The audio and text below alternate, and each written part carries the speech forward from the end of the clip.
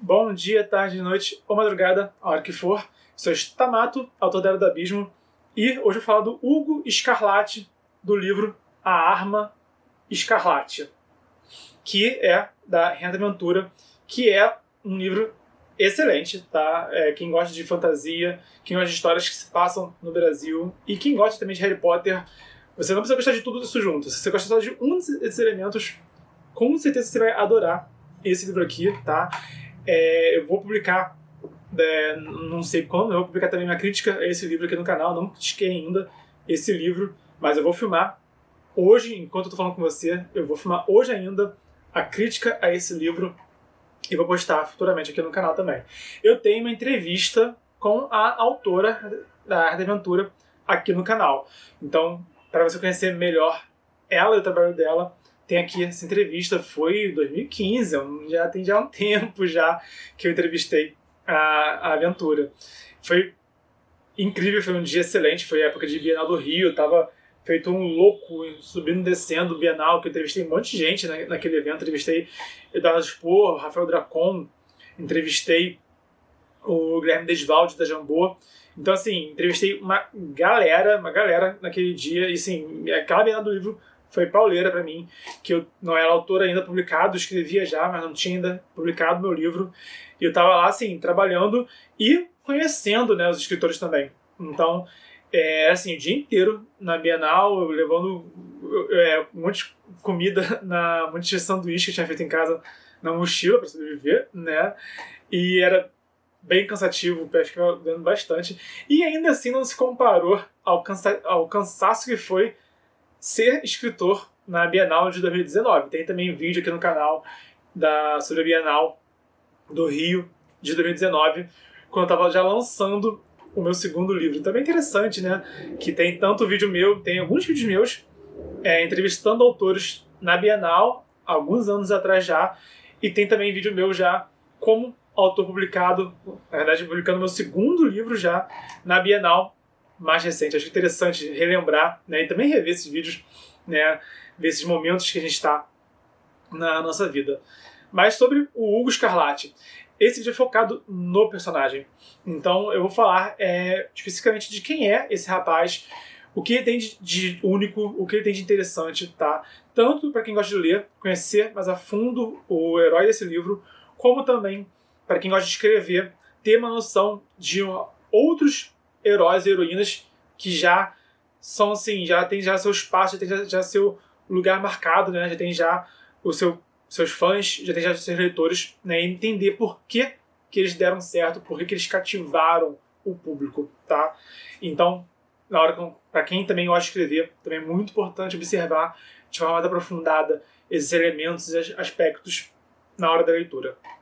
Então, eu falo sempre da aparência, comportamento, motivação, histórico e diferencial de cada personagem. A aparência do Hugo Scarlatti, ele é basicamente um pré-adolescente um tanto típico de uma comunidade daqui do Rio de Janeiro, né, de Botafogo, tá? Então, ele tem assim, ele é um rapaz que seria assim um estudante, né, um colegial, tem, se não me engano, 13 anos, 12, 13 anos que ele tem, se não me engano. Então ele tem a pele morena, ele tem o olho verde, se não me falha a memória, mas ele tá, assim, ele é bem assim, a cara do que é um estudante dessa faixa etária, né? E também desse grupo étnico que ele representa. Ele, no livro a gente conhece bastante assim, a vida dele, a gente não vê tanto a escola dele antes dele ir para a escola de magia, da história, mas a gente vê assim, a vida dele na comunidade, no Dona Marta, né? A vida dele com a mãe dele, com a avó dele, né? A relação dele com os colegas dele, da idade dele, e também com os traficantes que dominam aquela comunidade naquele período. O livro se passa em 1997. Então, eu não sei assim, até que ponto em que a Renda Aventura ela estudou, né? Ela realmente fez uma pesquisa para representar, né, um jovem dessa idade, dessa época, nesse contexto. Mas com certeza, lendo assim sobre o Hugo Scarlatti, a gente sente que ele de fato é um pré-adolescente, estudante de comunidade carioca, tá? Ele realmente, sinceramente, quando eu vejo assim, essa garotada andando na rua, eu poderia ver o Hugo andando entre eles, sabe? Um deles poderia ser o Hugo, com certeza, sabe?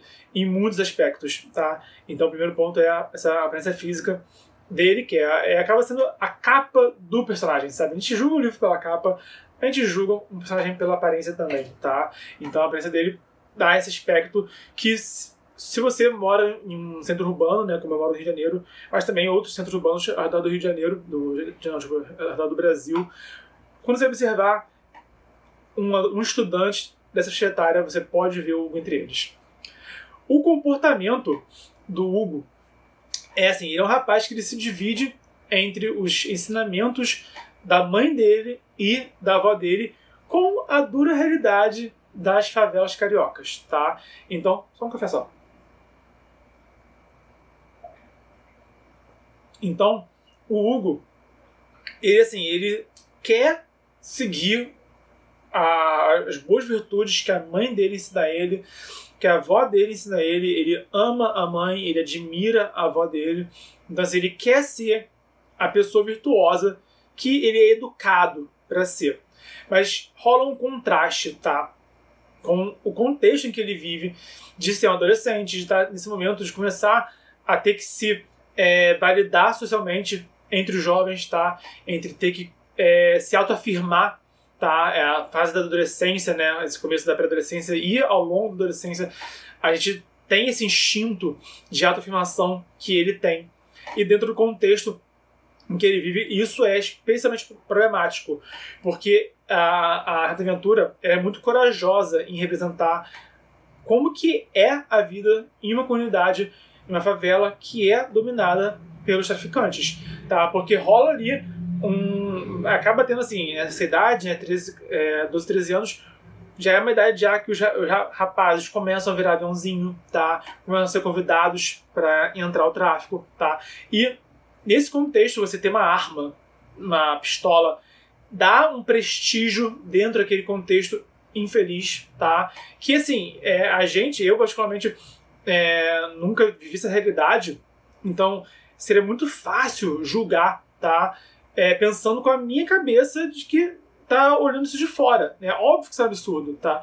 Mas para quem nasce nesse contexto, cresce nesse contexto e respira esse contexto, não é tão simples assim, tá? Eu, Bernardo, é comum andar na rua e ver uma viatura em algum lugar, tá? Às vezes está aqui na minha rua, às vezes está lá no bairro vizinho, tá?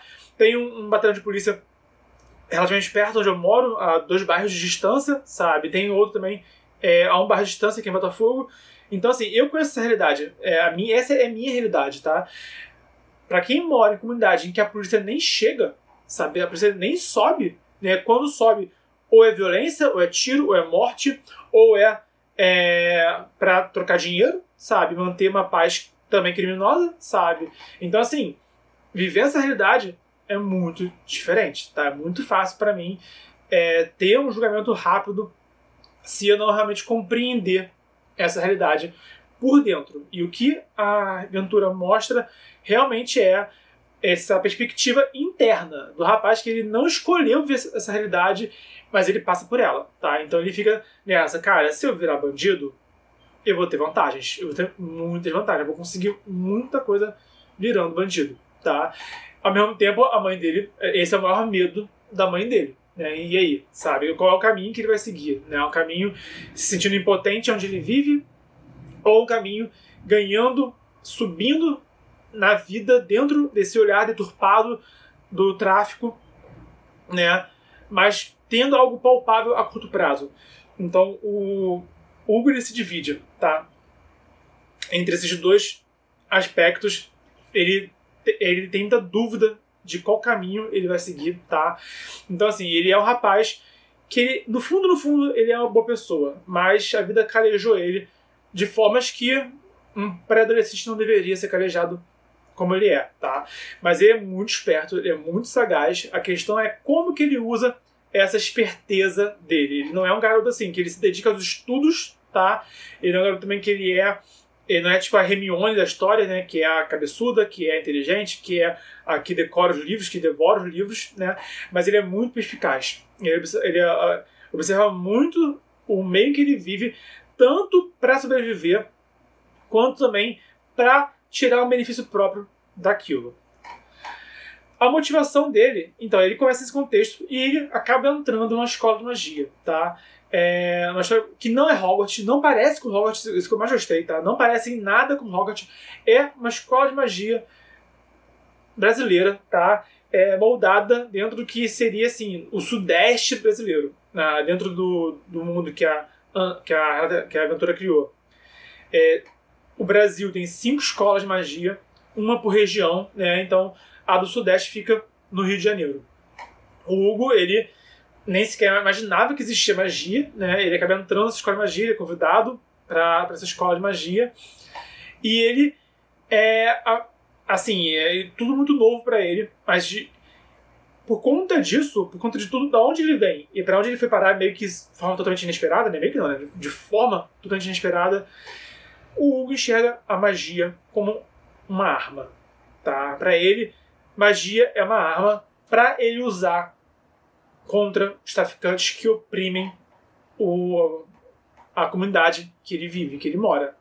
Então, ao longo da história, ele fica nessa, tipo, cara, mas eu não posso também, tipo, dar as costas pra comunidade onde eu vivo, sabe? Eu não posso agora dar as costas pra minha mãe, não posso dar as costas pra minha avó, sabe? Para as pessoas que estão lá, né? Então ele se sente também meio que na necessidade de usar a magia de forma, assim, benéfica, mas não necessariamente de forma benevolente. Ele quer fazer o bem, mas a visão dele de como fazer o bem, infelizmente, é através da violência. Então ele enxerga a magia como arma. Tá? Isso que é Então ele quer aprender a usar magia, no primeiro momento, para usar contra os traficantes que oprimem a comunidade, né? O Dona Marta. Então, assim, a história dele começa por aí. Se eu ficar falando muito mais do que isso e contar aí uns plot twists, vira spoiler. Então, eu vou parar por aí, tá? Isso aí é basicamente o comecinho da história, só pra você compreender melhor quem é essa pessoa, quem é esse personagem. O histórico dele... tá ficando já meio morno já. Chuba. O histórico dele é que ele é esse rapaz, esse adolescente, que ele não tinha perspectiva de crescer na vida, tá? Porque quem ele via grande na vida eram os traficantes, tá? Quem ele conhecia que tinha, assim, algum prestígio era basicamente traficantes. Quem consegue sair dessa realidade dentro da favela simplesmente vai embora e não fica na favela. Quem consegue aí estudar, quem consegue se formar no ensino superior e consegue subir de vida, entre aspas, acaba indo embora da favela. Então não é algo que ele conseguisse ver. E para o jovem conseguir ver, né, ter um referencial, né, nítido, faz toda a diferença. E no caso, quem ele via era os bandidos. Então ele tinha sim uma vontade de ser bandido para crescer na vida, entre aspas, e ele se torna mago. E agora isso gera aí tipo água e petróleo, sabe, dentro dele. O que isso gera, sabe? Não desce bem essa parada, não. Então ele acaba tendo que aprender muita coisa ao longo da história dele, tá? E decidir o que fazer. Tanto o que fazer com a magia, quanto também o que fazer nessa posição que ele se encontra. De poder simplesmente ir embora e largar para trás, sabe? O que ele vivia, o lugar em que ele vivia, mas ele também não quer se desgarrar da mãe dele, por exemplo. A mãe dele é muito importante para ele, então assim, ele não consegue também ir embora e largar a mãe dele para trás. Então ele acaba vivendo essas duas realidades. Isso que é mais interessante. Isso é uma coisa que é muito boa nesse livro aqui do Armas Cartas da Aventura. Ele realmente se divide entre as duas realidades, tá? A gente conhece esse mundo mágico totalmente brasileirado, sabe? Com debates muito brasileiros, tá? Com muita representatividade, não só de etnias, né? Ela traz personagens de várias cidades, de estados diferentes, né? Pro livro dela. Então ela representa personagens brasileiros, mas também, assim, ela realmente recria, tá? Esse mundo mágico, esse contexto de escola de magia sob uma perspectiva brasileira, tá? Então eles debatem, por exemplo, como que funciona a escola de magia em que eles estudam e como funciona uma outra escola de magia que eles não citam o nome lá na Inglaterra, né? Mas eles falam, cara, o Brasil tem 5 escolas de magia, porque o Brasil é gigantesco, né? A Inglaterra é do tamanho do Rio de Janeiro, é pequenininha, né? Então lá ter uma escola só é fácil. Seria impossível ter uma escola só no Brasil, do tamanho que o Brasil é, tá? Então isso é um debate que rola na história e que é genial você ler isso, porque realmente a aventura, ela se esforça muito, sabe? E ela tem um esmero muito grande, ela consegue criar realmente um mundo bem interessante, tá? Com essa perspectiva brasileira. Então, dentro disso tudo, tem vários tipos de alunos e o Hugo Scarlatti é aquele rapaz que ele não achava que seria possível, tá? Ter qualquer oportunidade. Óbvio que ele não achava que era possível ser bruxo, porque ele não sabia que isso existia. Mas ele não via nenhuma possibilidade de crescer na vida por estudos, sabe? Ele não via possibilidade de algum conhecimento acadêmico trazer algum benefício para ele. Ele não tinha essa perspectiva e ele descobre que não só existe, como existe algo muito além do que ele conhecia. Então ele acaba sendo dividido entre esses dois contextos. O contexto carioca, o contexto da comunidade carioca que ele vive, e esse contexto mágico, fantástico que ele descobre. Por fim, o diferencial dele, do Hugo, é que o livro inteiro, mas através do Hugo, aborda uma realidade muito brasileira. Muito brasileira, mesmo em todos os sentidos. Eu já falei bastante disso ao longo do vídeo, mas esse é o ponto, assim, o que eu acho que é mais interessante do Hugo é que ele não é mais um Harry Potter, tá? Ele não é um menininho bonzinho que quer fazer amigos bons, sabe? Que o Harry Potter é assim, ele conhece o Rony, fica amigo do Rony, ele conhece o Draco Malfoy, ele não fica amigo do Draco Malfoy porque ele saca que o Draco Malfoy não presta. Então o Harry Potter, ele é um menino bonzinho, tá? O Hugo não é nada bonzinho, ele não tinha como ser bonzinho, ninguém fica bonzinho vivendo a dura realidade que ele vive. Ninguém fica inocente, sabe? Dentro desse contexto. Então, ele não é inocente, ele não é bonzinho, ele quer fazer a coisa certa, mas ele precisa realmente passar por uma longa jornada para compreender o que ele pode fazer e compreender quem de fato ele pode ser. Tá? A gente só consegue ser quem a gente quer ser quando a gente compreende que a gente pode. Muitas vezes a gente quer ser alguém que a gente acha que é impossível, sabe? Se perguntar, sabe, você quer agora estalar seu dedo e ser alguém diferente? Se de repente médico, se de repente alguém com um corpo diferente do que você tem, sabe? Alguém com um nível acadêmico diferente do que você tem. Se fosse fácil, né? A gente ia querer, com certeza, todos nós. Mas não enxergar que isso é possível é um obstáculo muito grande para todo mundo. E a autora, ela consegue trazer esse confronto interno, tá? Esse obstáculo poderoso através do livro dela, através do Hugo Scarlatti. Ele, de fato, representa o que é a dura realidade de um jovem adolescente que cresce numa comunidade dominada pelo tráfico de drogas e como que, inevitavelmente, essa garotada acaba ficando muito, muito tentada por esse caminho errado que está lá, tá assim, ao alcance deles, tá? E mostra como que ele passa por tantos desafios para ele realmente fazer a coisa certa e compreender quem ele pode ser e se tornar quem ele realmente gostaria de ser. Esse que é o grande diferencial do Hugo. Por hoje é isso. Comenta aqui embaixo quem é o seu mago favorito, quem é o seu bruxo favorito da ficção, tá? O Hugo Scarlatti é um dos meus favoritos. Eu tô perguntando pra você agora, eu mesmo nunca parei pra pensar nisso. Eu usaria dizer que o meu mago favorito talvez seja o Zebedianesh, que é do livro do Leonel Caldela, O Crânio Corvo. Talvez seja ele, não sei, tem que pensar com mais calma sobre isso. Quando eu pensar, eu comento aqui embaixo também quem que é o meu mago, quem que é o meu bruxo favorito da ficção, tá bom? Então, comenta aqui embaixo quem é o seu mago, o seu bruxo favorito da literatura, ou do cinema, ou do quadrinho, do videogame, que você quiser, tá bom? E lembrando que estamos no desafio 306 dias de escrita, vídeos de mercado editorial, escrita criativa e cultura pop, todo dia de 2020, então até amanhã.